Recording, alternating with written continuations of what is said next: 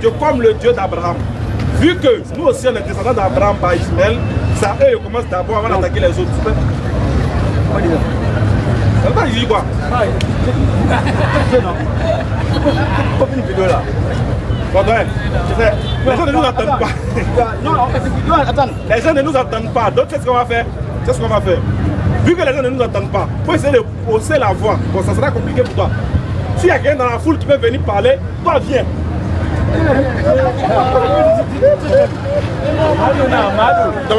C'est bon.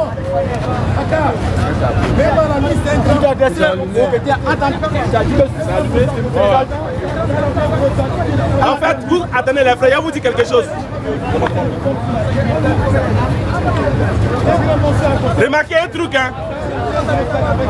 Vous avez remarqué que quand il n'y a pas les réseaux, quand on n'est pas là, chacun s'arrange à dire ce qu'il veut de nous. Il y a des gens qui sont sur les réseaux sociaux. Ils sont très forts dans les commentaires. Ils sont très forts dans les injures, dans les attaques. Quand tu les vois commenter, tu te dis, mais lui là, le jour il attrape, il se met la cala.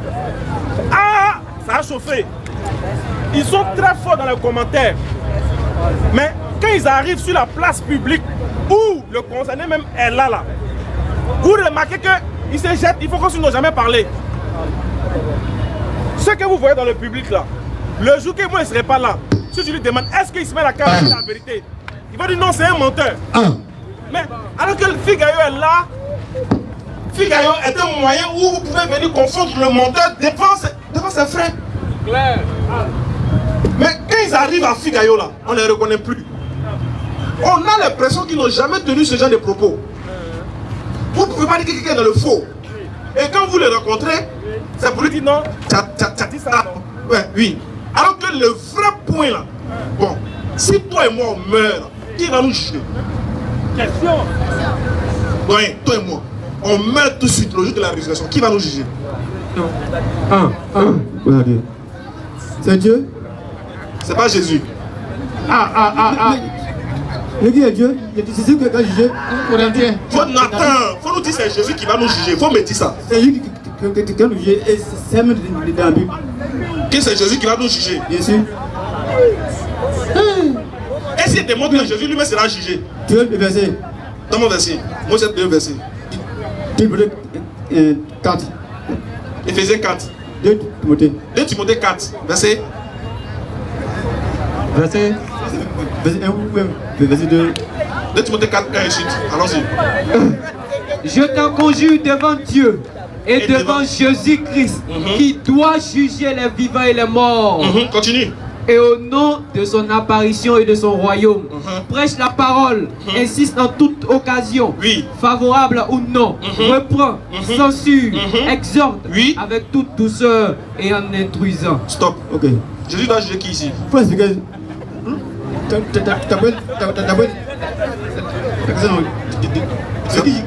C'est moi qui ai expliqué. Reprends le verset là. T'as vu? Non, attends, calme-toi. Tu expliques comment tu expliques. Faut choisir. Tu as dit qui juge. Moi, c'est Dieu. Et tu as dit que c'est Jésus. De me donner le verset. C'est le verset qui est là, non? Voilà. Maintenant, est-ce qu'on peut décortiquer le verset? Bien sûr. Est-ce que tu peux le faire? Tu peux le faire. Vas-y. Vas-y. Maintenant? Vas-y, lis. Je t'en conjure devant Dieu et devant Jésus-Christ qui doit juger les vivants et les morts. Continue. Et au nom de son apparition et de son royaume. Stop. Les vivants et les morts, qui doit juger ici? Hein? C'est Jésus. C'est le Dieu. Je t'en conjure. Tu ouvres là. C'est lui. Oh, vraiment, chrétien, c'est pas facile. C'est pareil. Tu ne peux pas le verset. Parce que pour vous, Jésus n'a pas. Dieu n'a pas deux personnes. Attends, c'est pas ça, c'est pas ça. C'est pas ça. C'est pas ça, attends, c'est pas ça. Écoute ce que je vais te dire. Ce que je vais te dire là, c'est que dans la Bible, ce que Jésus doit juger, c'est l'humanité tout entière, ou bien c'est écrit ceux qui doivent juger là. Vous-même les chrétiens, vous attendez l'avènement de Jésus, non? L'enlèvement de Jésus là, ça concerne les chrétiens ou bien ça concerne tout le monde? Jésus revient bientôt. Tu vois, mais quand il va venir, il vient chercher ses disciples. Matthieu 19.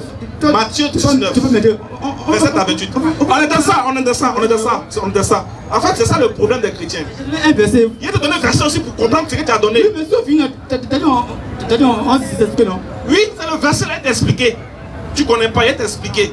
Parce que vous, quand vous voyez Jésus, attends, je vais expliquer aux gens. Leur problème là, c'est les gens qui pêchent par analogie. Pour eux, ils confondent le jugement dernier, le jugement suprême, où c'est le Dieu qui est le maître et qui va juger tout le monde, ou le jugement dont Jésus parle de ceux qui l'ont suivi et de ceux qui ont cru et qui ont refusé de suivre et de croire en lui. Il y a deux types de jugements. Il lui montrer ça dans la Bible. Il ne sait pas. Ce n'est même pas Jésus seulement qui a jugé. Même les disciples de Jésus vont juger aussi. Et ils vont juger qui? Attends, doucement. On va maintenant. Les disciples de Jésus là, ils vont juger qui? Est-ce qu'ils vont juger l'humanité? Est-ce qu'ils vont même le juger? Ou ils vont juger un groupe de personnes bien définies? Les 12 stupides. Vas-y, dis. Matthieu 19, le verset 28. Jésus leur répondit. Oui. Je vous le dis en vérité. Quand le Fils de l'homme, au renouvellement de toutes choses, oui, sera assis sur le trône de sa gloire. Quand le Fils de l'homme sera assis sur le trône de sa gloire. Quand tu entends là, tu as l'impression que c'est le maître qui est là. Il est assis sur le trône de ta gloire. Si toi, chrétien, tu lis comme ça, tu vas comprendre que c'est Jésus et Dieu parce qu'il a dit le trône de sa gloire.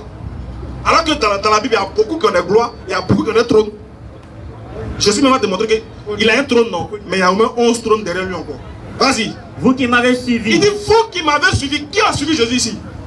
Qui il parlait de qui? Pas de ses disciples. Alors, donc, il précise vous qui m'avez suivi, oui. Vous serez de même assis sur 12 trônes. Bon, Jésus a un trône. Les disciples, et puis ceux qui l'ont suivi, ils ont combien de trônes? Attends. Il n'y a pas à attendre. À quoi? Tu connais pas? C'est bon, c'est bon. Laisse-moi finir. Donc Jésus dit vous qui m'avez suivi, vous serez assis sur 12 trônes. Donc Jésus a son trône, les disciples aussi ont leur trône. Donc il ne peut pas avoir de trône sans gloire. Donc les disciples aussi ils ont leur gloire. Ça fait 13 gloires. Gloire de Jésus, trône de Jésus, gloire des disciples, trône des disciples.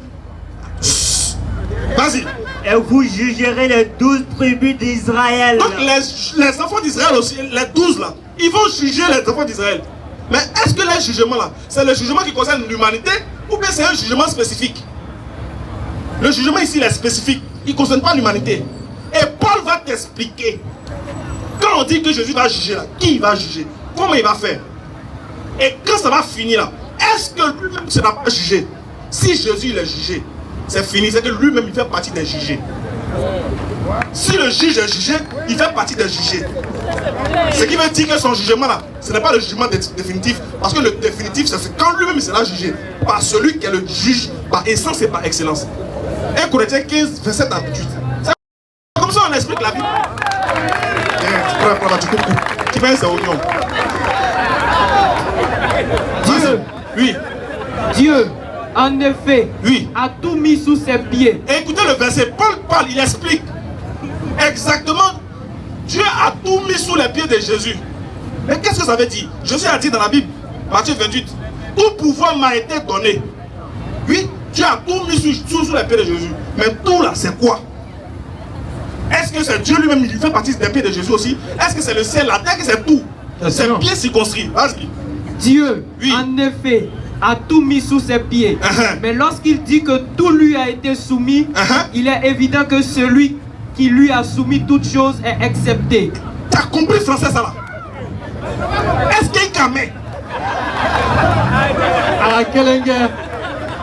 Quand on dit que tout est sous les pieds de Jésus là, la Bible te dit que celui qui lui a soumis toutes choses là est accepté, il n'est pas dedans. Comment tu lis ça la Bible, tu dis Jésus? Comment? Si c'est pas sort, c'est quoi? Non, c'est sort. Pour vous là, c'est délivrance. Nous on doit prier, on doit faire rokia sur vous. On dit que celui qui a tous donné à Jésus là, il n'est pas sous l'autorité de Jésus. Mais elle n'est pas sous l'autorité de Jésus, puis Jésus est Dieu. Continue. Et lorsque toutes choses lui auront été soumises. Quand toutes choses lui auront été soumises là. Alors le Fils lui-même sera soumis à celui qui lui a soumis toutes choses.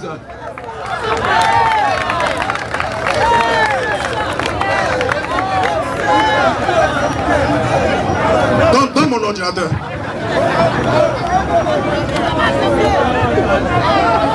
T'as pu de parler, c'est fini. Non, c'est pas bon. Non, c'est bon. T'as le micro tout. Quand on a expliqué ça là, quand on a expliqué comme ça aux gens là, ils vont comprendre facilement qu'il y a deux types de jugement. Il y a. Quand il parlait, il s'est calmé pour écouter, c'est pas qu'il dit la vérité. Tu dis la parole.